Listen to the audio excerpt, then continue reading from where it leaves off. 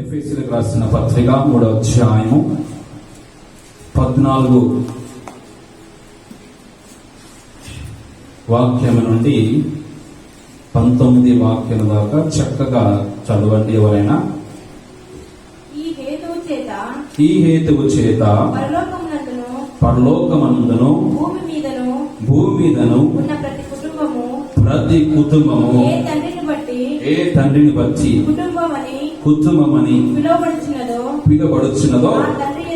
ఆ తండ్రి ఎదుట నేను మోకాలుని మీరు అంతరంగ పురుషుని యందు శక్తి కలిగి ఆయన ఆత్మ వలన క్రీస్తు మీ హృదయములో విశ్వాసము ద్వారా తన మహిమైశ్వర్యం చొప్పున మీకు దయచేయవలని మీరు దేవుని సంపూర్ణత యందు పూర్ణులగునట్లుగా ప్రేమయందు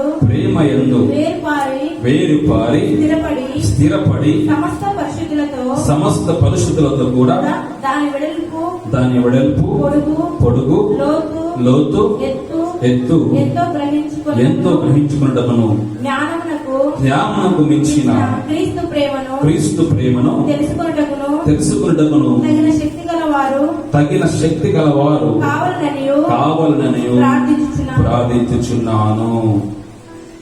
చివరి వాక్యం మరొకసారి చదువుతాను, జాగ్రత్తగా వినండి. జ్ఞానమునకు మించిన క్రీస్తు ప్రేమను తెలుసుకున్నటకును తగిన శక్తి గలవారు కావాలని ప్రార్థించుచున్నాను. చిన్న ప్రార్థన చేసుకుని మనము వాక్యములకు వెళదాం. ప్రభువా, నీకే స్తోత్రాలు తండ్రి. నిన్నే ప్రభువా కనపరుస్తున్నామయ్యా. ఈ యొక్క సమయంలో ప్రభువా నీ వాక్యాన్ని వినబోతున్న మాకు మొదటిగా స్థిరమైన మనసును దయచేయండి. మాలో ఉన్న సమస్త చెడు ఆలోచన అనగా నీకు అయిష్టమైన ఆలోచన ఏదైనా ఉంటే దాన్ని ఇప్పుడే తీసేయమని కోరుచున్నాను ప్రభువా. నీ వాక్యాన్ని వినే వాక్యం మాకు దయచేయండి. శ్రద్ధగా, నిరీక్షణతో, ఓర్పుతో, ప్రేమతో, విశ్వాసముతో నీ వాక్యాన్ని వినే మనసు మాకు దయచేసి ఆ వాక్యాన్ని మా హృదయంలో నాటుకొని మేము, మా కుటుంబం, మా సంఘము, మా దేశం కొరకు ప్రభువా పరిశుద్ధులుగా ప్రభువా నిలబడి నిత్యము ప్రభువా నీపై ఆధారపడి ప్రార్థించుటకు తండ్రి మాకు కావలసిన శక్తి, అతి కృప నీ వాక్యం ద్వారా మాకు దయచేయమని యేసు నామములో ప్రార్థిస్తూ వేడుకొని పొందినాము తండ్రి, ఆమేన్.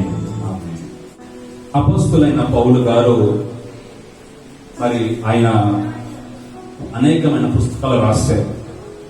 ఆయన సంఘానికి రాశారు, వ్యక్తిగతంగా కొంతమంది కూడా ఆయన రాశారు కదండి. ఆయన సంఘానికి అయితే కొరింథీ సంఘానికి, ఎఫెసీ సంఘానికి, గలతీ సంఘానికి, అలాగే ఫిలెమోను రాసిన పత్రిక. అంటే ఈయన పరిశుద్ధాత్మ శక్తి పొందుకుని చాలా విశిష్టంగా, సపోజ్ మన చర్చిలో నేను మీ అందరిని ఉద్దేశించి ఒక ఉత్తరం రాస్తాను. అలాగనే మీలో ఒక వ్యక్తికి కూడా రాస్తాను లెటర్స్. అంటే మొదటిగా సంఘ క్షేమాన్ని తెలుసుకోవడానికి, సంఘాన్ని తెలుసుకోవడానికి, సంఘ అభివృద్ధిలో తెలుసుకోవడానికి, సంఘాన్ని హెచ్చరించడానికి సంఘంగా ఒక ఉత్తరం రాస్తాను అనుకోండి. వ్యక్తిగతంగా నేను ఒకరికి రాశాను అనుకోండి, ఆ వ్యక్తికి నేనేం చేస్తానంటే ఆ వ్యక్తిలో ఉన్న మంచిది, ఆ వ్యక్తిలో ఉన్న మిస్టేక్స్, అలాగే ఎలా దేవుల్లో ఉండాలో, ఎలా తెలుసుకోవాలో, ఎలాగా దేవుని గురించి అన్వేషణ చేయాలో అనేది నేను రాస్తాను. అదే విధముగా పౌలు గారు ఆయనకున్న జ్ఞానాన్ని బట్టి, దేవుడు ఇచ్చిన ఆత్మను బట్టి ఆయన చేసిన పరిచయ దినాల్లో ఆయన సంఘానికి పత్రికలు రాశాడు. అలాగే మరి పర్సనల్ గా విశ్వాసం కూడా ఆయన పత్రికలు రాశాడు. కానీ ఇదైతే సంఘానికి రాసిన పత్రిక. ప్రియమైన దేవుని బిడ్డలారా, ఇక్కడ ఆయన మాట్లాడుతూ ఏమంటున్నాడంటే 14వ వచనం, ఈ హేతువు చేత పరలోకమందున్న భూమి మీద ఉన్న ప్రతి కుటుంబము ఏ తండ్రిని బట్టి కుటుంబమని పిలువబడుచున్నదో ఆ తండ్రి ఎదుట నేను మోకాలుని మీరు అంతరంగ పురుషునందు శక్తి కలిగి ఆయన ఆత్మ వలన బలపరచినట్లుగా. ఆయన మోకాలుండి ప్రార్థన చేస్తున్నాడు. ఎవరి కొరకు? ఎఫెసు సంఘ సభ్యుల కొరకు. ఈ వాక్యం మీరు చదివితే చాలా జాగ్రత్తగా ఈ యొక్క అధ్యాయము స్టార్టింగ్ లో నేను ప్రార్థన చేస్తాడు. చూడండి ఒకసారి మొదటి వాక్యము, అదే అధ్యాయం మొదటి వాక్యం. ఈ హేతువు చేత అంటే చెల్లులైన మీ నిమిత్తము క్రీస్తు యేసు యొక్క ఖైదీనైన పౌలును నేను ప్రార్థిస్తున్నాను. ఈ హేతువు చేత అన్యజనులైన మీ నిమిత్తము క్రీస్తు యేసు యొక్క ఖైదీనైన పౌలును నేను ప్రార్థించుచున్నాను. చాలా విశిష్టమైన అధ్యాయం ఇది. ఆయన ఆరంభము ప్రార్థనతో చేస్తున్నాడు, మధ్యలో ప్రార్థన చేస్తున్నాడు, అలాగే మరి 19 వాక్యములు కూడా ప్రార్థన చేస్తున్నాడు. ఆ సంఘానికి ఒక హెచ్చరిక లేదంటే ఒక ఉపదేశం, ఒక టీచింగ్ పౌలు గారు చక్కగా చేస్తున్నారు. ప్రియమైన దేవుని బిడ్డలారా, ఎందుకు మరి పౌలు గారు అలా చేస్తున్నారంటే, అక్కడ ఆ సమయంలో యూదులతో పాటు అన్యులు కూడా ఉండేవారు. యేసుక్రీస్తు సమయంలోనే, ఇప్పుడు కాదు, అప్పుడు కూడా అన్యులంటే దేవుని రక్షణ పొందని జనాంగం, అంతే, ఎవరో కాదు, వేరే యొక్క ప్లానెట్ పుట్టిన వారు కాదు, దేవుని రక్షణ పొందిన వారిని అన్యులంటారు. ఆ సమయంలో ఆ ప్రాంతంలో యూదులతో పాటు అక్కడ ఈ అన్యులు కూడా ఉండేవారు. ఆ టైంలో అక్కడ అన్యులకు యూదులకు తేడా మరి వాళ్ళు చూస్తున్నప్పుడు పౌలు గారు గమనించి, ఎవరు కూడా తక్కువ కాదు, అందరూ కూడా సమానమే, దేవుడు సువార్త వలన రక్షించబడిన ప్రతి వారు, అది యూదులు కావచ్చు, అన్యజనులు కావచ్చు, అందరూ కూడా తండ్రి ప్రేమ పొందుకుని బిడ్డలుగా ఉంటారన్నారు. దేవునికి స్తోత్రం. అలాగే అందరూ కూడా తండ్రి యొక్క పరలోక ఆశీర్వాదం హక్కుగా ఉంటారని తెలియజేయడానికి ఆయన ప్రయత్నిస్తున్న అధ్యాయం. ప్రియమైన దేవుని బిడ్డలారా, చూడండి, అందుకే ఈ హేతువు చేత అన్యజనులైన మీ నిమిత్తము క్రీస్తు యేసు యొక్క ఖైదీనైన నేను, అంటే ఆయన అన్యజనులకు, అంటే దేవుని ఎరగని ప్రజలకు సువార్త చెబుతున్నాడు. అలాగనే యూదులకు కూడా సువార్త చెబుతున్నాడు. ప్రియమైన దేవుని బిడ్డలారా, ఆ సువార్త చెబుతున్నప్పుడు అతనిలో చాలా వేదన, కన్నీటి స్వభావము, ఆయనలో ఎంతో ఫైర్ అంటారు కదా, ఫైర్ అంటే కోపం కాదు, ఫైర్ అంటే ఏంటి? ఒక తపన. మన అంటాం ఫైర్ అంటే, చాలా మంది అంటారు ఫైర్ అయిపోకుంటారు అంటే ఏంటి? కోపడతానంట, మనం తరచుగా వాడే పదం. కానీ బైబిల్లో ఫైర్ అంటే ఏంటంటే తపన. బైబిల్లో ఫైర్ అంటే తపన. ఆయన తపన, ఆ ఫైరు అక్కడ కనబడుతుంది పౌలు గారు. ఏమంటున్నారంటే, ఆయన ప్రారంభంతోనే ప్రార్థన చేస్తున్నాడు, అలాగే మధ్యలో కూడా వారి కొరకు మోకాల నుండి ప్రార్థన చేస్తున్నాడు. ఎందుకంటే ఆయన తపన, దేవుని సంఘటనలు దేవుని యొక్క శక్తి తెలుసుకోవాలని, జ్ఞానము మించిన దేవుని ప్రేమను అర్థము చేసుకోవాలని. అక్కడ చక్కని మాట రాశారు, చూడండి ఒకసారి. మీరు అంతరంగ పురుషునందు శక్తి కలిగి ఆయన ఆత్మలను బలపరచినట్లుగాను, క్రీస్తు విరుద్ధంలో విశ్వాసం ద్వారా నివసించినట్లుగాను తన మహిమైశ్వరం చొప్పున మీకు దయచేయవలని, మీరు దేవుని సంపూర్ణత యందు పూర్ణమైనట్లుగా ప్రేమయందు వీరు స్థిరపడి సమస్త పురుషులు కూడా దాని వెడల్పు, పొడుగు, లోతు, ఎత్తు ఎంతో గ్రహించుకున్నటకును, జ్ఞానముకు మించిన క్రీస్తు ప్రేమను తెలుసుకున్నటకును తగిన శక్తి గలవారు కావాలని నేను ప్రార్థిస్తున్నాను. దేవునికి స్తోత్రం. ఆయన ప్రార్థన ఎందుకంటే, సంఘములో మీరున్న మీ అందరికీ దేవుని శక్తి తెలుసుకునే శక్తి మీకు దేవుడు ఇవ్వాలని ప్రార్థన చేస్తున్నాడు. దేవునికి స్తోత్రం. ప్రతి ఒక్కరు కూడా దేవుని యొక్క శక్తి తెలుసుకోవాలని పౌలు గారు ఆశపడుతున్నారు. అతను ఒక తపన కనబడుతుంది. ఎందుకంటే చాలా మంది దేవుని యొక్క శక్తిని తెలుసుకోలేని శక్తిహీనులుగా కనబడుతున్నారు. సంఘంలో ఉంటున్నాము, కానీ దేవుని యొక్క శక్తిని తెలుసుకోవడానికి మనకు సరిగ్గా శక్తి లేక మనం బలహీనంగా ఉంటున్నాం. అది పౌలు గారు గమనించి చక్కగా మరి వారికి బోధిస్తున్నాడు. నా ప్రియమైన సంఘం, మనము కూడా కూర్చున్న మనందరం కూడా దేవుని యొక్క శక్తి మనము తెలుసుకోవాలి. ఆ శక్తి తెలుసుకోవాలంటే మనకి ఏం కావాలి? శక్తి కూడా మనకి కావాలి. అప్పుడే మనం దేవుని యొక్క శక్తిని, సమస్త జ్ఞానం గురించిన దేవుని ప్రేమను మనము తెలుసుకుంటాం. ఎప్పుడైనా కూడా దేవుని ప్రేమ నీకు అర్థం కావాలన్నా, దేవుని యొక్క శక్తి నీకు తెలియాలన్నా, మొదట మనలో ఆత్మ అంతరంగ పురుషుడని ఒక శక్తి మనలో కనబడాలి. అక్కడ పౌలు గారికి ఆ లోపము కనబడుతుంది. అక్కడ పౌలు గారికి వీరు ఇంకా దేవుని యొక్క శక్తి తెలుసుకోలేని వారు కనబడుతున్నారు. వీరు ఇంకా తెలుసుకోవడానికి వారికి అంత శక్తి లేదు అని తెలుసుకుని వారిని చక్కగా ఒక మంచి లైన్ లోకి పౌలు గారు నడిపిస్తున్నారు. దేవునికి స్తోత్రం, హల్లెలూయా. ప్రియమైన దేవుని బిడ్డలారా, ప్రార్థనతో ప్రారంభించి మధ్యలో ప్రార్థన చేస్తూ చివరిలో కూడా ప్రార్థన చేస్తారు. మన జీవితంలో ప్రార్థన ఎంతో అమూల్యమైనదో, ఎంత విలువైనదో మరొకసారి దేవుడు ఈ వాక్యం ద్వారా మన దేవుడు తెలియజేస్తున్నాడు. ప్రార్థన అంటే నేను మీకు చెప్పేది ఏమంటే మనము సరెండర్ చేసుకోవడం, అంటే మన యొక్క టైంని దేవునికి ఇచ్చేయడము, సరెండర్ చేసుకోవడము, ఆ సమయం మనం ప్రార్థన అంటాం. అంటే మనము పుట్టి మన నోటి మాటలు కాదు, లేదంటే మన ఆలోచన కాదు, కానీ మనము ఫ్రీ చేసుకుని మనము ప్రిపేర్ చేసుకుని ఒక గంట సేపు, ఒక అరగంట టోటల్ గా with body and with presence of mind మనం దేవునికి ఇచ్చే సమయమే ప్రార్థన. దేవునికి స్తోత్రం, హల్లెలూయా.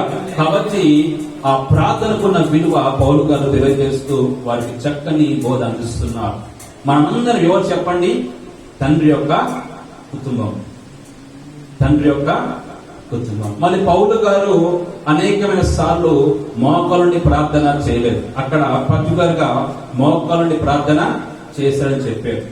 అంటే కొన్ని భక్తులు బైబిల్లో ప్రేమైన దేవుళ్ళరా అన్ని సమయాలు మనకి మోకాలుండి ప్రార్థన చేసే వీలు ఉండకపోవచ్చు, కానీ మనము ప్రార్థన చేస్తే చాలు మన పట్ల దేవుడు కృప చూపిస్తాడు, మన పట్ల దేవుడు కార్యాలు చేస్తారని పరిశుద్ధ లేఖనాలు ఆధారాలు చాలా ఉన్నవి.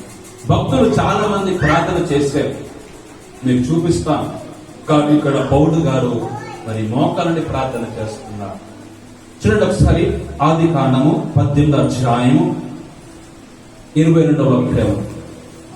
ఆది కాండము 18వ అధ్యాయం 22వ వాక్యం. ఆ మనుషులు అక్కడి నుండి తిరిగి సోదొమ వైపుగా వెళ్ళిరి. అబ్రహాము ఇంకా యెహోవా సన్నిధిని నిలుచుండెను. చాలా ఆ మనుషులు అక్కడి నుండి తిరిగి సొదొమ వైపుకు వెళ్ళిరి. అబ్రహాము ఇంకా యెహోవా సన్నిధిని నిలుచుండెను. ఇక్కడ అబ్రహాము గారు మరి ప్రార్థన చేశారు. అబ్రహాము గారు ప్రార్థన చేశారు. ఏ విధంగా చేశారంటే దేవుని యొక్క సన్నిధిలో నిలుచుని ప్రార్థన చేశారు. దేవునికి స్తోత్రం, హల్లెలూయా. ప్రేయర్ లో చాలా రకాల ప్రేయర్ ఉంటాయి, మీకు చూపిస్తాను, దాని గురించి చెప్తున్నాను. కానీ పౌలు గారు మరి పర్టికులర్ గా మరి పౌలు గారు అయితే మోకాలుండి ప్రార్థన చేస్తారు. అది చాలా విలువైంది. కానీ కొన్ని సమయాల్లో మనకి అది కుదరకపోవచ్చు, కానీ ఎలా అయినా మనం ప్రార్థన చేయొచ్చు. మన ప్రార్థన మీద దేవుడు ఉన్నాడని మీకు జ్ఞాపకం చేయడానికి ఈ రోజు నేను కొన్ని వాక్యాలను చూపిస్తాను. దేవునికి స్తోత్రం, హల్లెలూయా. అబ్రహాం గారు నిల్చుండి ప్రార్థన చేశారు. మీరు అనుకోవచ్చు, నాకు చర్చికి వస్తేనే ప్రార్థన చేయడం కుదురుతుందేమో అనుకోవచ్చు కదండి. ఎందుకంటే మరి డ్యూటీలో బిజీగా ఉంటాను, లేదా బిజినెస్ లో బిజీగా ఉంటాను, ఇక వేరే వర్క్ లో బిజీగా ఉంటాను, కాబట్టి నాకు టైం ఉండదు అనుకుంటారు. కానీ వాస్తవానికి మనకు దేవుడు గుర్తు చేస్తున్నాడు, చర్చకు వచ్చినప్పుడే మోకాలుండి ప్రార్థన చేయాల్సిన అవసరం లేదు. మనం డ్యూటీలో ఉన్నా కూడా మనము నిలుచుని ప్రార్థన చేయొచ్చు. దేవునికి స్తోత్రం, హల్లెలూయా. మీకు సరే ఎప్పుడు నాకు అనకండి, టైం లేదు, ప్రార్థన చేసుకున్నారంటే చేసుకున్నా పాస్టర్ అని చెప్పాలి. ఎక్కడంటే ఎక్కడ పడితే ఎక్కడ ప్రార్థన చేసుకుంటాం. అంటే మన యొక్క బాడీ మైండ్ ఆఫ్ ప్రెజెన్స్, మన ఆలోచన సమస్తము కూడా ఒక కొద్ది నిమిషాలు మనం దేవునికి సమర్పించుకోవడమే ప్రార్థన. ఆ సమయంలో మనం టోటల్ గా మనం లైఫ్ ని గాని, మన ఆలోచన గాని, మన బాడీ గాని మనం దేవునికి అడ్మిట్ చేసుకుంటాం. అలా ఒక 10 నిమిషాలు మనం దేవునితో గడుపుతాం. అది ప్రార్థన. మరి దయచేసి మీరు డ్యూటీలో ఉన్నప్పుడు మీరు నిలిచిన అవకాశం ఉంది. మీరు నిలిచిన డ్యూటీ అయితే నిలిచి ప్రార్థన చేయండి. దేవునికి స్తోత్రం. గ్రంథములో 17వ అధ్యాయము 15, 16 వాక్యం చదవాలి ఒకసారి. నాతాను తనకు ప్రత్యక్షమైన దాన్ని బట్టి ఈ మాటలన్నిటినీ దావీదునకు తెలియజేయగా, దావీదు వచ్చి యెహోవా సన్నిధి కూర్చుండి ఇలాగు మనవి చేశాను. చాలక్క దావీదు ఎలా ప్రార్థన చేశాడంటే యెహోవా సన్నిధిలో కూర్చుండి ప్రార్థన. హల్లెలూయా, దేవునికి స్తోత్రం. నాకు ప్రార్థన టైం లేదు, నాకు టైం లేదు అనే వారికి దేవుడు మీకు ఇస్తున్న మంచి జ్ఞాన ఉపదేశం ఏంటంటే మనం నిల్చుని ప్రార్థన చేయొచ్చు, కూర్చుండి ప్రార్థన.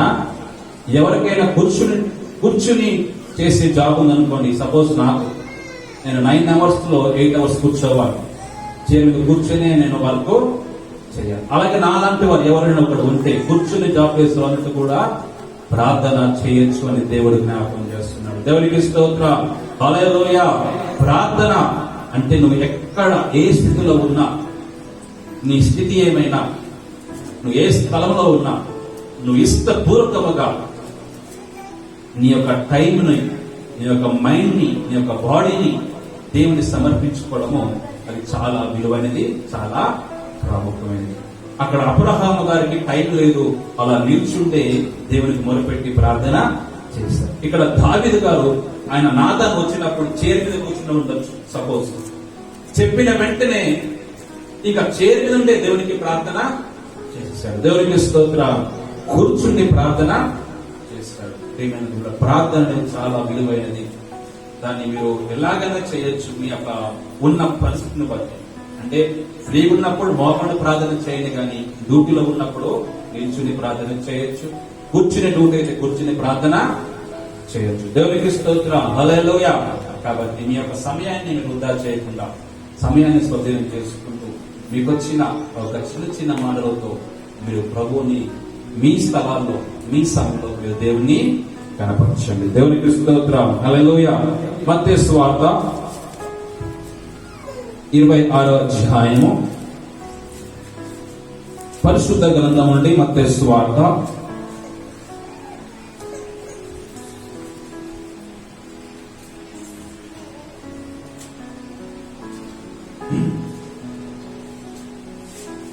39వ వచనం. కొంత దూరం వెళ్ళి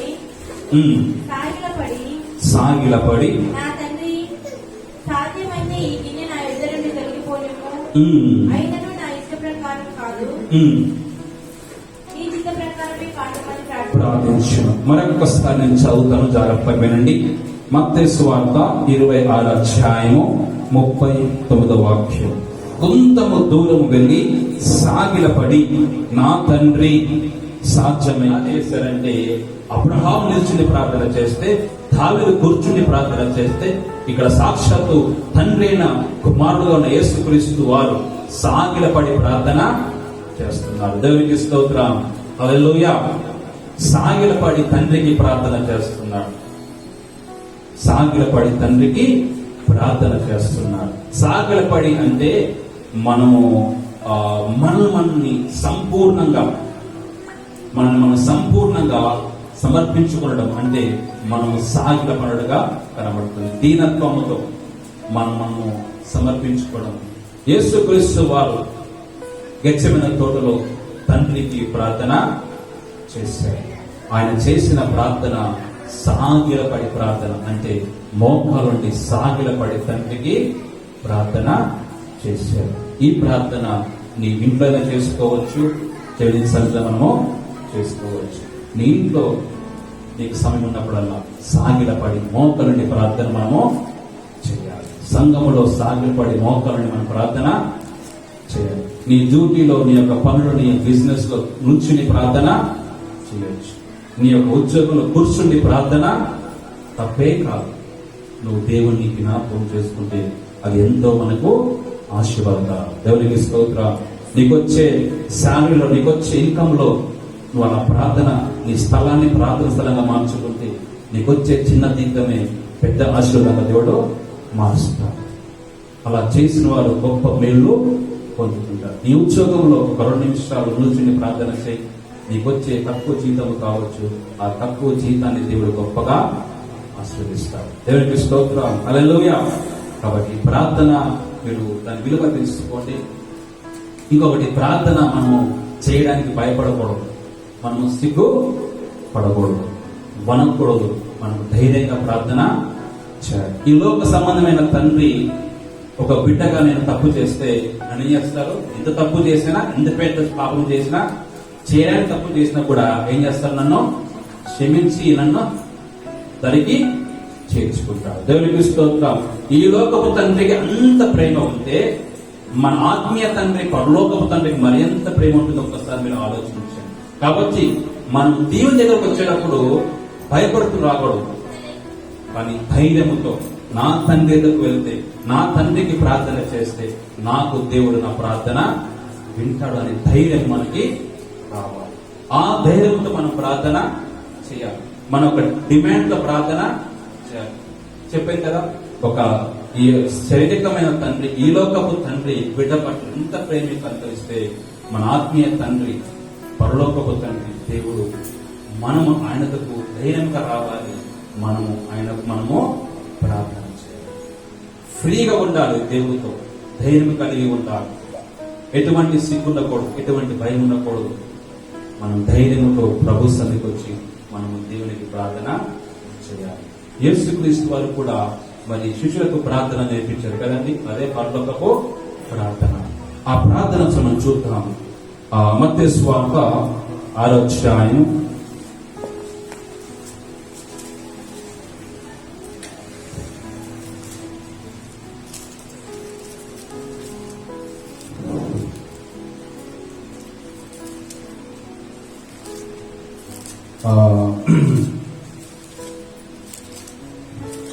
6వ అధ్యాయము 7వ వచనం. మరియు మీరు ప్రార్థన చేయనప్పుడు అన్యజనుల వలె వ్యర్థమైన మాటలు వచ్చింపవద్దు, విస్తరించి మాట్లాడడం వలన తన మనం వినబడని తలంచుచున్నారు. మీరు వారి వలె ఉండకూడదు. మీరు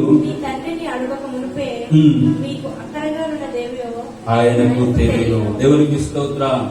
అసలు ప్రార్థన చేయక మునిపే మనకేం కావాలో దేవుడికి తెలుసు. కాబట్టి ఎలా మనం ప్రార్థన చేయాలని యేసుక్రీస్తు వారి శిష్యులకి చాలా చక్కగా ప్రార్థన నేర్పించాడు. అదే పరలోక ప్రార్థన మీ అందరికీ తెలుసు. ఇక్కడ ఒక మంచి మిస్టరీ, ఒక మర్మం ఏంటంటే, అసలు ప్రార్థన స్టార్ట్ చేయక మునిపే మన అక్కర్లన్నీ దేవుడికి, అందుకే దేవుడు అంటాడు, నువ్వు ప్రార్థించినప్పుడల్లా డైలీ టేప్ రికార్డ్ లాగా, ఎఫ్ఎం లాగా చేసిందే చేయకూడదు. ప్రార్థన చేసిన ప్రార్థన మనము అంటే చేసిన ప్రార్థన అంటే, సపోజ్ ఒక ప్రాబ్లం ఉందనుకో, ఆ ప్రాబ్లం ప్రార్థన చేసి దేవుడు తెలియదు అనుకుంటావా? ప్రార్థన చేయకుండా దేవుడికి తెలుసు. సో బిఫోర్ మనం ప్రార్థన చేయకముందే మన ప్రాబ్లమ్స్ అన్ని దేవుడికి తెలుసు, మన నీడ్స్ అన్ని మనకి దేవుడికి తెలుసు అని దేవుడు ఒక్కసారి వాడు గుర్తు చేస్తున్నాడు. నువ్వు తెలుసుకోవాలి, నేను ప్రార్థన చేస్తే దేవుడు జవాబు ఇవ్వట్లేదు అనుకున్నావు, కానీ చేయకపోయినా జవాబు దేవుడు ఇస్తాడు. ఆ సమయం ఉంటుంది. కానీ మనము ఒక మాట తెలుసుకోవాలి, ఏమిటంటే, మీరు మీ తండ్రిని అడుగక మునిపే మీకు అక్కరగా ఉన్నవేవో ఆయనకు తెలియదు. కాబట్టి మీరు ఇలాగ ప్రార్థన చేయండి. మనం చేసే ప్రార్థన, మనం చేసే ప్రతిదీ కూడా దేవుడు చూస్తున్నాడు, వింటున్నాడు. నా ప్రియమైన దేవుడు గారు, కాబట్టి ప్రార్థనకున్న శక్తి, ప్రార్థనకున్న విలువ తెలుసుకోవాలని నేను మీకు మరొకసారి జ్ఞాపకము చేస్తున్నా. విస్తారంగా నేను ప్రార్థన చేయాలనుకోవచ్చు. ఒకప్పుడు నాకు కూడా ప్రార్థన వచ్చేది కాదు. చాలా సిగ్గుపడేవాడిని స్టార్టింగ్ లో. ఎందుకంటే మాట తిరిగేది కాదు, తర్వాత పదాలు స్పష్టంగా వచ్చేవి కాదు, ప్రార్థన చేయడానికి ఇబ్బంది పడేవాడు.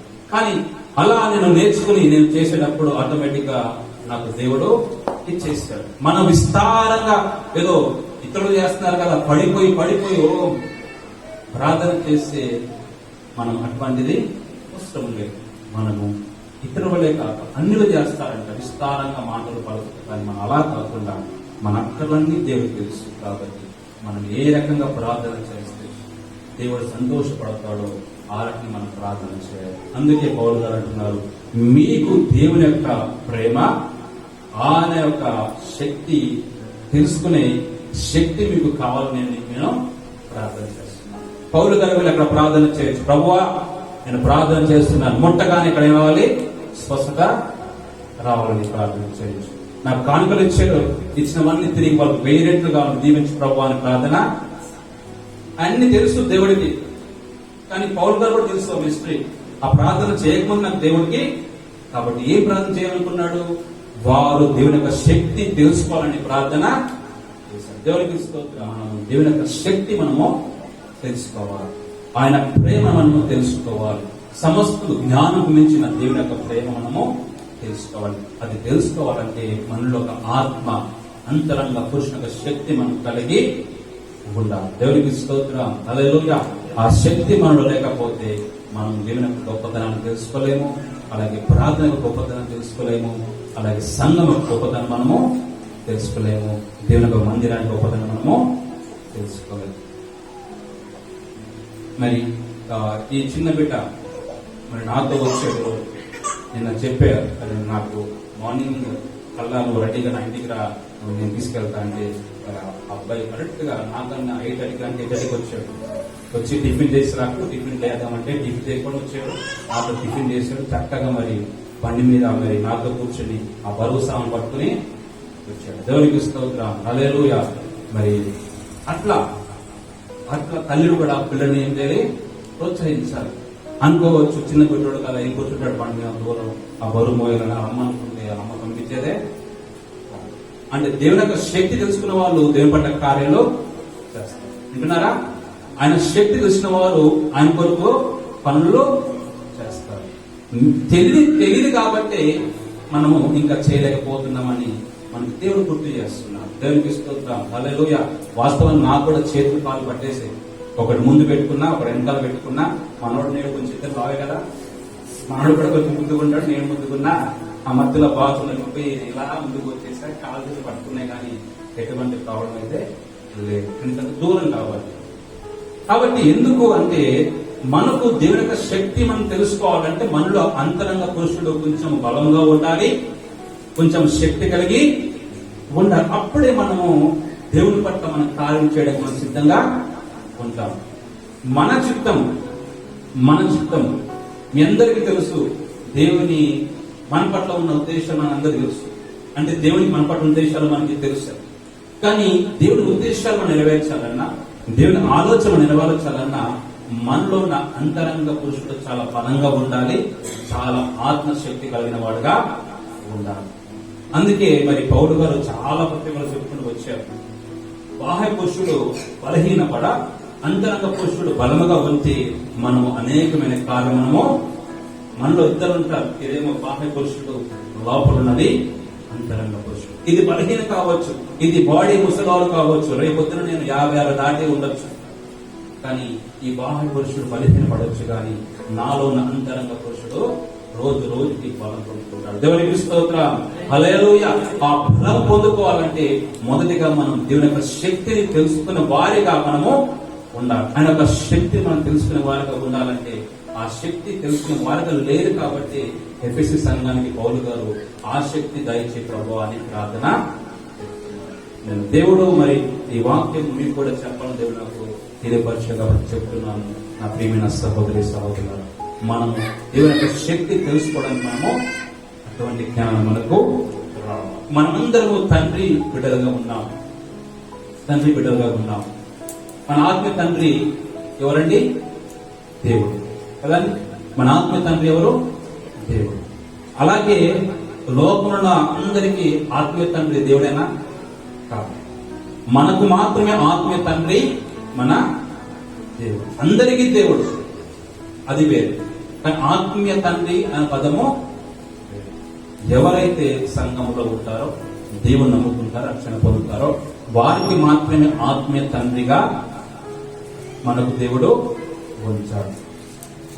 అన్యులకు, ఇంకా దేవుని ఎరగని ప్రజలకు సాతాను ఆత్మీయ తండ్రిగా, సాతాను తండ్రిగా ఉంటాడు. ఉదాహరణకు నేను మీకు చెబుతాను, ఇంటిగా చదువుకోండి. యోహాను సువార్త 8వ అధ్యాయంలో ఉంటుంది.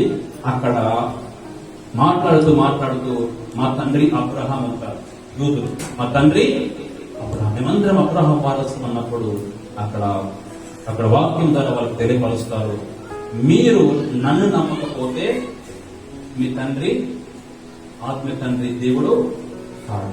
కాబట్టి మీరు నన్ను నమ్మనిడలా మీ తండ్రి దేవుడు కాదు, అబ్రహాం కాదు, కానీ మీ తండ్రి ఎవరంటే సాతానని దేవుడు స్పష్టంగా చెప్తారు. మీరందరూ సాతాను చేత నడిపించబడుతున్న వారు అని క్లియర్ గా చెప్తారు. కాబట్టి మనమందరం ఆత్మీయ తండ్రి మన దేవుడుగా ఉన్నాడు. దేవునికి స్తోత్రం, హల్లెలూయా.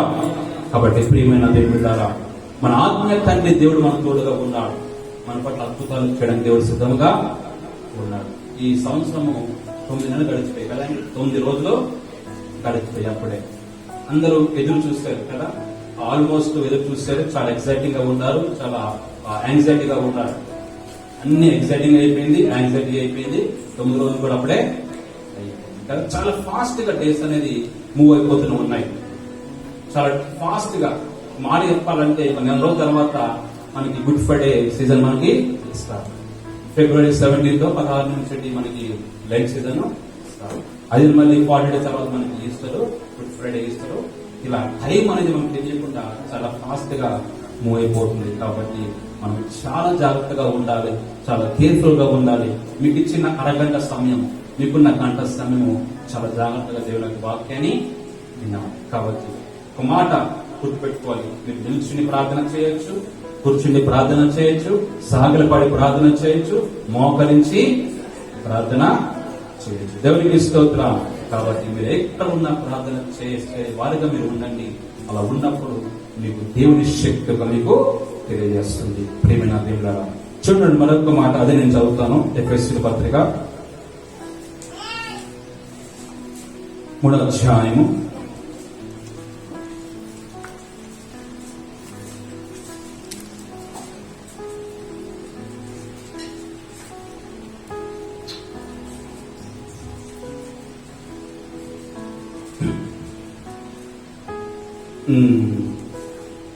18 చదువుతున్నాను, జాగ్రత్తగా.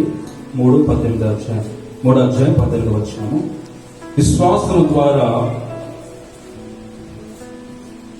క్రీస్తు మీ హృదయములో విశ్వాసము ద్వారా నివసించినట్లుగాను తన మహిమైశ్వరం చొప్పున మీకు దయచేయవలనని మీరు దేవుని సంపూర్ణత యందు పూర్ణమున్నట్లుగా ప్రేమ యందు వేరుపారి స్థిరపడి సమస్త పరిస్థితితో కూడా దాని వెడల్పు, పొడుగు, లోతు ఎంతో గ్రహించుటకు జ్ఞానముకు మించిన క్రీస్తు ప్రేమను తెలుసుకున్నటకు తగిన శక్తి కలవారు కావాలని ప్రార్థించుచున్నాను. చూడండి, ఇక్కడ పౌలు గారు దేవుని యొక్క ప్రేమ గురించి చెబుతున్నారు. దేవుని ప్రేమ షరతులు లేని ప్రేమ, హద్దులు లేని ప్రేమ. దేవుని ప్రేమ షరతులు లేని ప్రేమ, హద్దులు లేని ప్రేమ. మరి యేసుక్రీస్తు వారు చాలా అద్భుతంగా మరి ఈ లోకాన్ని ప్రేమించి, ప్రతి మానవుని ప్రేమించి ఆయన ఈ లోకానికి వచ్చి మరులోకానికి తిరిగి వెళ్ళినప్పుడు అదే ప్రేమ మన పట్ల దేవుడు కొనసాగిస్తూనే ఉన్నాడు. దేవునికి స్తోత్రం, హల్లెలూయా. అలాగే యేసుక్రీస్తు వారు కూడా సంఘానికి తెలియపరిచిన సత్యం ఏంటంటే, మీరు కూడా నానాగా ఇతరులు మీరు ప్రేమించండి, మీ వల్ల ఇతరులు మీరు ప్రేమించండి. లవ్ ఈజ్ ఆల్వేస్ గివింగ్ అంటారు. అంటే ప్రేమ ఎప్పుడు ఇచ్చేది తప్ప ఎప్పుడు తీసుకునేది ప్రేమ. Love is always giving. ఎప్పుడు మనం ఉపేక్షించుకుని ఇచ్చేదే ప్రేమ. లవ్ కు మరి హద్దు లేదు, దానికి కౌంట్ లేదు, దానికి ఒక ఇంత అనే ఒక మెజర్మెంట్ లేదు. ప్రియమైన లవ్ ఆల్వేస్ గివింగ్. అందుకనే మరి అపోస్తలుడైన పౌలు ఆత్మఫలములో మొదటి ఫలం ఏం చెప్పండి? కొరింథీయులకు రాసిన పత్రిక 5వ అధ్యాయంలో పౌలు గారు చెప్తారు కదా, ఆత్మ ఫలం ఏమనగా అని చెప్తారు కదా. దాంట్లో మొదటి ఫలం ఏంటి చెప్పండి? ఆత్మ ఫలంలో మొదటి ఫలం ఏంటి? ప్రేమ. దేవునికి స్తోత్రం. ప్రేమ. ప్రేమ అనేది ఆత్మ ఫలంలో మొదటి ఫ్రూట్ ఏంటంటే ప్రేమ. ప్రేమ. ఆ ప్రేమ ఉంటేనే మిగతా ఏడు కూడా మనకి వస్తాయి. దేవునికి స్తోత్రం. ప్రేమ కలిగి మనము బ్రతకాలి. ఈ అంత్యకాలంలో, ఈ చివరి దినాల్లో ప్రేమ చల్లారిపోతుంది, కోపము అసూయ పెరిగిపోతుంది. కానీ మనమైతే ఏ స్థితికి వెళ్ళినా, ఎంతగా మనకు ఇబ్బందులు ఎదురైనా మనము ప్రేమించే వారిగా ఉండాలి, మనము ఆదరించే వారిగా ఉండాలి. దేవునికి స్తోత్రం. ఆత్మఫలంలో మొదటిది ప్రేమ. ప్రేమ ఉంటేనే మిగతావన్నీ వచ్చేది. ప్రేమ లేకుండా ఏది కూడా చేయలేదు. ఒక వ్యక్తిని ప్రేమించలేకపోతున్నావు అంటే దానికి కారణము ఇద్దరు వ్యక్తి వినప్రాయం కాదు, అంటే అండర్స్టాండింగ్ కాదు, కానీ యు ఆర్ ఫర్గెటింగ్ గాడ్స్, దేవుని యొక్క ఆజ్ఞ మనము మర్చిపోతున్నాము. మీరు అనుకోవచ్చు, ఒక వ్యక్తి నేను ప్రేమించలేకపోతున్నాను అంటావు. కారణం చెప్పమంటే మా అండర్స్టాండింగ్ వేరే బ్రదర్, మా అండర్స్టాండింగ్ మీకు తెలియదు, నా ఆలోచన వేరే, అతని ఆలోచన వేరేని మనం చెప్తూ ఉంటాం. మాకు మనస్పర్ధాలు వస్తున్నాయి, భేదాలు వస్తున్నాయి, ఆలోచన వేరైపోతున్నాయి. కాబట్టి ఆ అండర్స్టాండింగ్ వల్ల మాకు సరైన ప్రేమ, లవ్ మాలో లేదని చెప్తాం.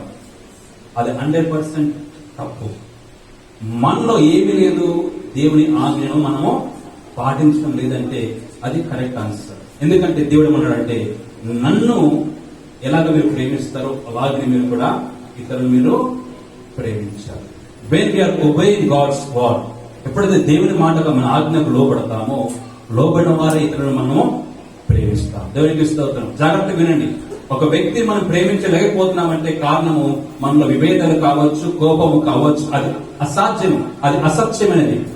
నిజం ఏమిటంటే మనలో దేవుని ఆజ్ఞ మనము నెరవేర్చట్లేదు. కాబట్టి మనం ఇతరులను మనము ప్రేమించటం, అది మనం తెలుసుకోవాలి. ఎందుకంటే దేవుడు క్లియర్ గా చెప్పాడు, ఎలాగ నన్ను ప్రేమిస్తున్నారు, ఎలాగ మిమ్మల్ని మీరు ప్రేమించుకుంటారో అలాగే వ్యక్తిని మీరు ప్రేమించండి. ఆ ఆజ్ఞ పాటించే వారు మనగా ఉంటే మనం ఎలాంటి వారిని మనము క్షమిస్తాము, ఎలాంటి వారిని మనము ప్రేమిస్తాం. దేవునికి స్తోత్రం. అంతే కదండి.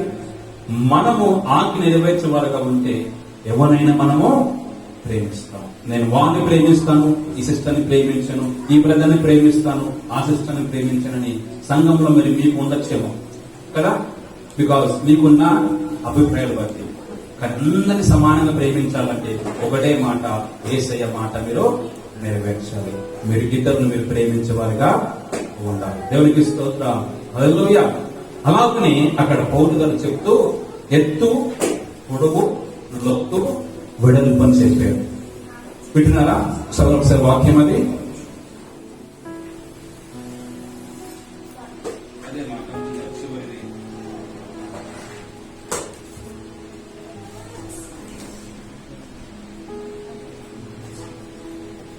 సమస్త పరిశుద్ధతో కూడా దాని వెడల్పు, పొడుగు, లోతు ఎంతో గ్రహించగలను. అంటే దేవుని ప్రేమ వెడల్పు. వెడల్పు అంటే ఇది కదండి. వెడల్పు అంటే ఏంటి? ఈ విధముగా అంటే దేవుని యొక్క ప్రేమ వెడల్పుగా కొంచాడు. అంటే మొదటిగా వెడల్పు అంటే దేవునికి ఒక మనిషి ఎంత దూరంగా వెళ్ళిపోతున్నా దేవుని ప్రేమ మాత్రము ఆ వ్యక్తికి దగ్గరగానే ఉంటుంది. దేవునికి స్తోత్రం. హల్లెలూయా. వెడల్పు అంటే దానికి కారణం అంటే దూరము అని అర్థం. వెడల్పు అంటే ఏంటి? దూరం. ఓకే. ఆ దూరము ఒక వ్యక్తి దేవునికి ఎంత దూరంగా వెళ్ళిపోతున్నా, దేవుని ఎంత కాదని వెళ్ళిపోతున్నా, వెడల్పైన దేవుని ప్రేమ అంటే వైడ్, ఇంగ్లీష్ లో అంటారు. ఎంత వైడ్ అంటే దేవుని ప్రేమ, నువ్వు ఎంత దూరంగా దేవుని విసర్జించినా, నువ్వు ఎంత దేవుని కాదన్నా ఆయన ప్రేమ ఎప్పుడు దూరమో కాదు. దేవునికి స్తోత్రం. హల్లెలూయా. అది అన్యులకైనా యూదులకైనా ఎలాంటి మనుషులకైనా ఆయన ప్రేమ ఎప్పుడు దూరం కాదు అని పౌలు గారు గుర్తు చేస్తున్నారు. రెండవది పొడుగు అంటున్నాడు. పొడుగు అంటే చెప్పండి, ఎలా ఫోన్ చేస్తున్నాం? పొడుగు అంటే ఈ విధంగా కాదండి. అంటే దాని అర్థము మన దేవుడు ఎలా ప్రేమించాడంటే జగత్ పునాది వేయకున్నప్పుడు మన దేవుడు క్రీస్తు ప్రేమ మన దేవుడు ఏర్పాటు చేసుకున్నాడు. దేవునికి స్తోత్రం. వెడల్పు అంటే నీ జీవితము, నీవు నీ కుటుంబం ఎంత దేవుని కాదని వెళ్ళిపోతున్నా, ఎంత దూరం ప్రయాణిస్తున్నా, ఎన్ని సంవత్సరాలు గడిచిపోతున్నా దేవుని ప్రేమ నీకు అంత దగ్గరకు వస్తూనే ఉంది. దేవునికి స్తోత్రం. ఆయన ప్రేమ వెడల్పైన ప్రేమ, వైడ్ లవ్, దేవుడి వెడల్పైన ప్రేమ. తర్వాత మరి ఇంకే మాట ఏమనంటే పొడుగు, అంటే మనము పుట్టక మునిపే జగత్ పునాది వేయకుండా మన దేవుడు ప్రేమతో మన దేవుడు ఏర్పాటు చేసుకున్నాడు. లోతు అనగా పాపముల చేతను అపరాధముల చేతను చచ్చిన వారై ఉండగా, అంటే పడిపోయిన స్థితిలో ఉన్న వాళ్ళు కూడా దేవుడు ప్రేమించేవారుగా ఉన్నారు. దేవుడికి స్తోత్రం. ఎంత దిగజారిపోయినా, ఎంత పాపాత్ముడైనా, ఎంత రోగి అయినా, ఎంత మరి అపరాధములు చేసినా, చచ్చిపోయే స్థితిలో ఉన్నా కూడా, ఎంత లోతుకు పడిపోయినా ఆ లోతును కూడా ప్రేమించే దేవుడు మన యేసయ్య. దేవునికి స్తోత్రం. హల్లెలూయా. ఆయన ప్రేమను గురించి పౌలు గారు చెబుతూ అక్కడ ఆ మాటను ఉపయోగించాడు. ఎత్తు, వెడల్పు, లోతు అని ఎందుకు అన్నాడంటే ఆ యొక్క మర్మాలు వారికి యేసయ్య ప్రేమ వెడల్పైన ప్రేమ, వైడ్ లవ్, లోతైన ప్రేమ, పొడవైన ప్రేమ, అలాగే ఎత్తు. ఎంత ఎత్తైన ప్రేమ అంటే మనకు పరలోక ఆశీర్వాదాలు మనము హక్కుదారులుగా మార్చబడ్డాం. దేవునికి స్తోత్రం.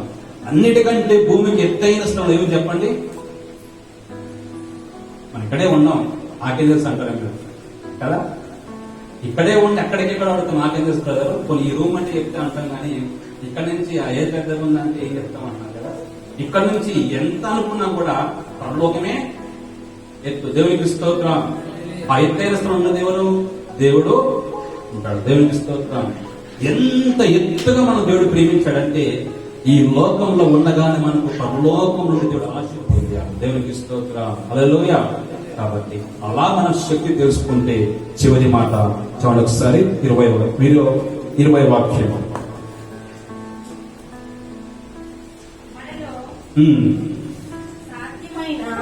మనలో కార్యసాధ్యమైన తన శక్తి చొప్పున మనము అడుగు వాటికంటేనో ఊహించిన వాటికంటేనో అత్యధికంగా శక్తి గల దేవునికి క్రీస్తు యేసు మూలంగా సంఘంలో తరతరములు సదాకాలము మహిమ కలుగును గాక. ఆమేన్. దేవునికి స్తోత్రం. చివరి వాక్యం చదువుతున్నాం వినండి. మనలో కార్యసాధకమైన తన శక్తి చొప్పున మనము అడుగువాడి కంటేనో ఊహించని వాటి కంటేనో అత్యధికమ చేయు శక్తి గల దేవునికి క్రీస్తు యేసు మూలముగా సంఘంలో తరతములు సమాధానము అనగా సదాకాలం మహిమ కలుగునుగాక. చివరిగా అంటున్నాడు, ఇవన్నీ చెప్పిన తర్వాత మనకు అడిగిన దానికంటేనో ఊహించిన దానికంటేనో అత్యధికంగా దేవుడు శక్తి కలిగిన వాడు. దేవునికి స్తోత్రం. మరొక్కసారి గుర్తు చేస్తున్నాడు పౌలు గారు, మీరు అడిగిన దానికంటే మీరు ఎంత థాట్ కలిగిన, ఇన్ని ఆలోచించిన. నాకెప్పుడు చాలా మంచి మంచి కళలు వస్తాయి. చిన్నప్పటి నుంచి నా కళలన్నీ డిఫరెంట్ గా ఉంటాయి, ఎప్పుడు గొప్పగా ఉంటాయి నా కళలన్నీ. ఇప్పుడు కాదు, చిన్నప్పటి నుంచి నాకు ఏ కళ వచ్చినా ఎప్పుడు చిన్నగా అన్ని పెద్దగా ఉంటాయి. అది ఎప్పుడు అయితే తెలియదు, కానీ చాలా పెద్దగా ఉంటాయి. చిన్నప్పటి నుంచి కూడా నేను అన్ని రిచ్ కళలే కన్నా. దేవునికి స్తోత్రం. దాంట్లో నెరవేరనుకోండి, ఎటువంటి డౌట్ లేదు, పుణ్య కూడా నెరవేరుతాయి. దేవునికి స్తోత్రం. హల్లెలూయా. కాబట్టి ఎందుకంటే మనం ఎంత అనుకున్నా, ఎంత మనం ఊహించినా దానికి మించి శక్తి వాడున దేవుడు. దేవునికి స్తోత్రం. నువ్వు అనుకోవచ్చు, నా ఇల్లు ఆర్జీవేనా, మీరేంటి రాజుగురా, ఆర్జీకే ఇదే మైలు అనుకోవచ్చు, అలా మీరు స్థిరపడవచ్చు. కానీ దేవుడు అంటున్నాడు, మీరు ఊహించిన దానికంటే అడిగిన దానికంటే గొప్పగా దీవించే శక్తి గల దేవుడు మనం యేసయ్య. దేవునికి స్తోత్రం. హల్లెలూయా. మీ స్థితిని మార్చే దేవుడు. అందుకని యోహాను సువార్త 14వ అధ్యాయము 13వ వాక్యంలో అంటున్నారు. సరే, చివరిగా యోహాను సువార్త 14-13 వాక్యం. 14-13 వాక్యం. మీరు నా నామమును దేనిని అడుగుదురో తండ్రి కుమారుని యందు మహిమపరచబడుటకై దానిని చేతులు. దేవునికి స్తోత్రం. హల్లెలూయా. చాలా కాదు, దేవుడు ఏమడుగుతున్నాడంటే, మీరు నా నామమున దేని అడుగుదురో తండ్రి కుమారుని యందు మహిమపరచబడుటకై దానిని నా నామమున మీరేమి నేను చేతును. దేవునికి స్తోత్రం. మరి ఏ అడిగినా దేవుడు మనకి చేయడానికి సిద్ధంగా ఉన్నాడు. ఎందుకంటే కుమారుడు చేస్తే మహిమ ఎవరికి చెప్పాలి? ఎవరికి మహిమ? కుమారుడు చేస్తే మహిమ ఎవరికి? తండ్రికి. మరి కుమారుడు ఎప్పుడు దేవుని మహిమలో కోరుకున్నాడు కదండి. కుమారుడు అనగా యేసుక్రీస్తు వారు, తండ్రి అనగా దేవుడు. ఇక్కడ యేసుక్రీస్తు వారు ఏం చెప్తున్నారంటే శిష్యులకి, ఆ ప్రాంతం వారికి, నా నామములో మీరు ఏం అడిగినా నేను చేస్తాను. ఎందుకు చేస్తానంటే నా వలన తండ్రికి ఏం రావాలి? మహిమ రావాలి. దేవునికి స్తోత్రం. మరి యేసయ్య నమ్మకస్తుడా కాదా? మనకైనా బాగా నమ్మకమైన దేవుడు. మనం ఏది అడిగినా ఆయన తండ్రి మహిమ కొరకు మనం ఇప్పుడు కాదనే దేవుడు. దేవునికి స్తోత్రం. ఎందుకంటే ఆయన చేసే ప్రతి కార్యము ఆయనకు మహిమ కాదు కానీ తండ్రికి మహిమ కావాలని దేవుడు ఆశపడుతున్నాడు. దేవునికి స్తోత్రం. కాబట్టి ఈ సంవత్సరం మీ ఎటువంటి అనాలోచన పెట్టుకోకండి, ఎటువంటి డౌట్లు పెట్టుకోకండి. మీరు డౌట్లన్నీ, మీకున్న సమస్యలన్నీ మీరు అన్నిటికంటే ఎక్కువగా మీరు చర్చకు రాకమునిపే దేవుడికి తెలుసు. కాబట్టి అవన్నీ పక్కన పెట్టి దేవుని శక్తి తెలుసుకోవడానికి మీరు ప్రయత్నము చేయండి. ఆయన ప్రేమను అర్థం చేసుకోవడానికి మీరు ప్రయత్నము చేయండి. అలా మీరు చేసినప్పుడు మీరు ఊహించిన దానికంటే, అడిగిన దానికంటే, మీరు తలంచిన దానికంటే గొప్పగా దీవించే దేవుడు మనకు తోడుగా ఉన్నాడు. దేవునికి స్తోత్రం. హల్లెలూయా. కాబట్టి ఎటువంటి భయము మనకు ఉండకూడదు, ఎటువంటి అనాలోచన ఉండకూడదు. హాయిగా ఉండండి, ధైర్యంగా ఉండండి, చక్కగా ప్రార్థనకు రండి, చక్కగా మరి మిగున్న దాంట్లో సంతోషంగా ఉండండి. ఖచ్చితంగా దేవుడు ఈ సంవత్సరము మిమ్మల్ని గొప్పగా దేవుడు ఆదరిస్తాడు. ఈ వాక్యాన్ని మనందరి పట్ల దేవుడు నెరవేర్చును గాక. ఆమేన్. ఆమేన్. ప్రభుగల తండ్రి, సర్వాధికారునికి స్తోత్రాలు చెల్లిస్తున్నామయ్యా. ఈ మధ్యాహ్న కాలమందు ప్రభు నీవిచ్చిన వాక్యము చొప్పున తండ్రి, నిజముగా మాకున్న సమస్యలు కావచ్చు, మాకున్న బాధలు కావచ్చు, సమస్తము తండ్రి మేము ప్రార్థన చేస్తేనే మీకు తెలుస్తుందని అనుకోవడం మాకు మూర్ఖత్వము ప్రభు అని మాకు తెలియపరచదు. నీకే వందనాలు. అవునయ్యా, మేము ప్రార్థన చేస్తేనే మా సమస్యను వింటావని, మేము ప్రార్థన చేస్తేనే మా సమస్య నీకు తెలుస్తుందని ఇంతకాలం ప్రభు మేము ప్రభు ఎంతో మరి తండ్రి అనాలోచనతో ఉన్నాము. కానీ ఈ వాక్యం మాకు తెలియపరిచింది ప్రభు. పరిశుద్ధాత్ముడు మాతో మాట్లాడినాడు. మనం ప్రార్థన చేయకమనిపే మీ తండ్రికి సమస్తము తెలుసు. మీ అక్కర్లు ఏమవున్నావో, ఎటువంటి కష్టాలు ఉన్నావో, ఎటువంటి ఇబ్బందులు ఉన్నావో, ఎటువంటి సమస్యలు ఉన్నావో అవన్నీ ప్రార్థన చేయకమనిపే మన తండ్రికి ఎరుగునని మాకు తెలియపరిచారు. మీకు వందనాలు. అలాగనే మొదటిగా మనం దేవుని శక్తి తెలుసుకోవాలని దేవుడు మనతో మాట్లాడి ఉన్నాడు. ఆయన శక్తి మనం తెలుసుకోవాలంటే బాహ్య పురుషుడు, అంతరంగ పురుషుడు ఆత్మతో బలపడుతూ ఎప్పుడు శక్తి కలిగిన వారుగా ఉంచేది మనం ఆయన యొక్క శక్తిని తెలుసుకుంటాం. లేదా అంతరంగ పురుషుడు బలహీనపడితే దేవుని యొక్క ప్రేమను, ఆయన యొక్క శక్తిని మనం సరిగ్గా అర్థం చేసుకోలేమని దేవుని వాక్యం మనతో మాట్లాడారు. ఈ మధ్యాహ్న కాలమందు ప్రభువా నీకు వందనాలు. ఈ వాక్యం వినము దీవించండి. నూరంతల అభిషేకం మాకు దయచేయండి. ఈ వాక్యాన్ని సరిగ్గా విని మా హృదయం నాటుకొని ఆత్మగా అన్ని విషయాల్లో ఫలింపజేసే భాగ్యం మాకు దయచేయమని యేసయ్య నామములో ప్రార్థిస్తూ వేడుకొని పొందినాము తండ్రి. ఆమేన్. స్తుతి స్తుతి స్తుతి స్తోత్రం ప్రభువా. కృపగల తండ్రి, సర్వాధికారునికి స్తోత్రాలు చెల్లిస్తున్నామయ్యా. గొప్ప దేవా నీకే వందనాలు తండ్రి. నీకే మహిమ చెల్లిస్తున్నామయ్యా. ఈ మధ్యాహ్న కాలమందు తండ్రి మమ్మల్ని మిక్కిలి ప్రేమించి ఆదరించి కృప చూపించి సజ్జుగా కాచి కాపాడేందుకు నీ సన్నిధిలో నిలబెట్టినందుకు నీకే వందనాలు ప్రభువా. చక్కగా పాటలు పాడే స్వరాన్ని మాకు ఇచ్చారయ్యా. నీ వాక్యాన్ని వినే మనసు మాకు ఇచ్చారయ్యా. నిన్ను గణపరిచే ప్రభావం స్వరాన్ని మాకు ఇచ్చి ఉన్నారు తండ్రి. నీ మందిరానికి ప్రభావం కానుకలు ఇవ్వడానికి తండ్రి ఆర్థికంగా మాకు సహాయం చేసి ఉన్నారు ప్రభు. నీకే స్తోత్రాలు ప్రభు. వచ్చిన బిడ్డల మీద దీవించండి, వారి కుటుంబాన్ని ఆదరించండి. నీ కృపతో, నీ ప్రేమతో, నీ యొక్క దీవెనలతో తృప్తి వచ్చిన కోరుతున్నాము తండ్రి. ఎవరికైనా సమస్యలు నీకు తెలుసు ప్రభు, ప్రత్యేకంగా చెప్పాల్సిన అవసరం లేదు తండ్రి. సమస్యగా దేవుడు కావచ్చు, సహాయం కోరితే చూస్తున్నామయ్యా. మీరే కార్యం చేయండి, మహిమపరచబడాలి తండ్రి. మేము ఏస్తున్నాములో ప్రార్థన చేస్తున్నప్పుడు తండ్రి నీ కార్యాలు జరగాలి తండ్రి, మహిమపరచబడాలి. ఇచ్చిన కానుక మీరు దీవించేదయ్యా. వారి కష్టాల్లో బాధల్లో లేవలుస్తున్నాను తండ్రి. ఇచ్చిన దానికంటే గొప్పగా ఆశీర్వదించే శక్తి గల దేవుడు కాబట్టి తిరిగి ప్రభు వారికి నిరంతర ఆశీర్వాదం దయచి ఉద్యోగాలు తోడుగా ఉండండి, బిజినెస్ తోడుగా ఉండండి, వారి ప్రయత్నాలు తోడుగా ఉండండి ప్రభు. వారి కుటుంబాన్ని మీరే కాచి కాపాడు. ఈ సంవత్సరం మాకు ఇచ్చిన వాగ్దానాన్ని బట్టి తండ్రి ప్రతి ఇచ్చిన వాగ్దానం నెరవేర్చబడాలి ప్రభు. ఈ సంవత్సరంలో తండ్రి నువ్వు ఇచ్చిన అన్ని ఆశీర్వాదాలు, నువ్వు పలికిన అన్ని ప్రభావ మంచి మాటలు తండ్రి మా జీవితం నెరవేర్చబడాలి. దాని కొరకు ఎదురు చూస్తున్నామయ్యా. మాకు తండ్రి నిన్ను అర్థం చేసుకునే శక్తి మాకు దయచేయండి. నీ గొప్పదనం తెలుసుకునే కృపను మాకు శక్తిని దయచేయండి. మా అంతరంగ పురుషుడు ప్రభావ బలహీన పడకుండా దాన్ని బలముతో ఆత్మతో నింపమని కోరుచున్నాము తండ్రి. అలాగనే సంఘ బిడ్డల ప్రభావం కాని వారి వారిని క్షమించండి. ఒకవేళ ఎవరైనా అనారోగ్యంతో రాలేకపోతే ఇప్పుడే నజరుడైన యేసుక్రీస్తు నామములో ప్రార్థిస్తుండగా వారికి విడుదల దయచేయండి, సంపూర్ణ ఆరోగ్యం శక్తిని దయచేయండి.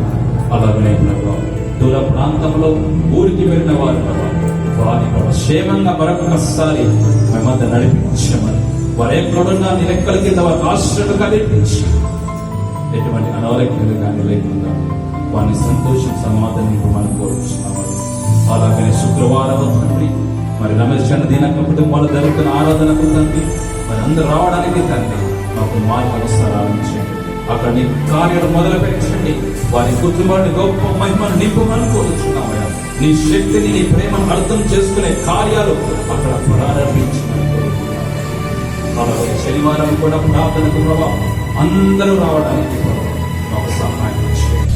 నీ సన్నిధిని మానకుండా మేమందరము తండ్రి సంతోషంగా నీ వద్దకు వచ్చే భాగ్యం మాకు దయచేసి, ఎవరు నూతనంగా వచ్చి చాలు కాబట్టి మీ మాతో ఉండండి, మా కుటుంబాల్లో ఉండండి, మా ప్రాంతంలో ఉండండి. నీ రైతుల కింద మాకు ఆశ్రయం కల్పించి మాకు అందిన ఆహారము, శక్తి, బలము, ఆరోగ్యము, సమాధానం మాకు దయచేయండి. నిన్నే గణపరుస్తూ తిరిగి వచ్చిన మాకు నీ కృపాశ్రయమును దయచేసి మరొకసారి ప్రభావం నీ యొక్క సన్నిధిలో కలుసుకునేంత వరకు మాకు తోడుగా ఉండి మీరు నడిపించమని యేసు నామములో ప్రార్థిస్తూ వేడుకొని పొందినాము తండ్రి. ఆమేన్. పరలోకమందున మా తండ్రి, నీ నామము పరిశుద్ధపరచునుగాక, నీ రాజ్యం వచ్చునుగాక, నీ చిత్తం పరలోకమందు నెరవేరినట్లు భూమి మీద నెరవేరునుగాక. మన దినాహారం మాకు దయచేసి మన అపరాధం చేసిన వారిని క్షమించు, అపరాధం క్షమించు, మమ్మల్ని శోధన లేకపోతే రాజ్యం, శక్తి, మహిమ నిరంతరం నీవన్నావు తండ్రి. ఆమేన్. తండ్రి యొక్కయు కుమారుని యొక్కయు పరిశుద్ధాత్మని అనిన సహవాసం ఎడబాయని దేవుని కృప ఆయన యొక్క సన్నిధి ఇప్పుడు ఎల్లప్పుడు సదాకాలం సమస్త ప్రజలకు తోడి నడిపించుగాక. ఆమేన్. ఆశీర్వాద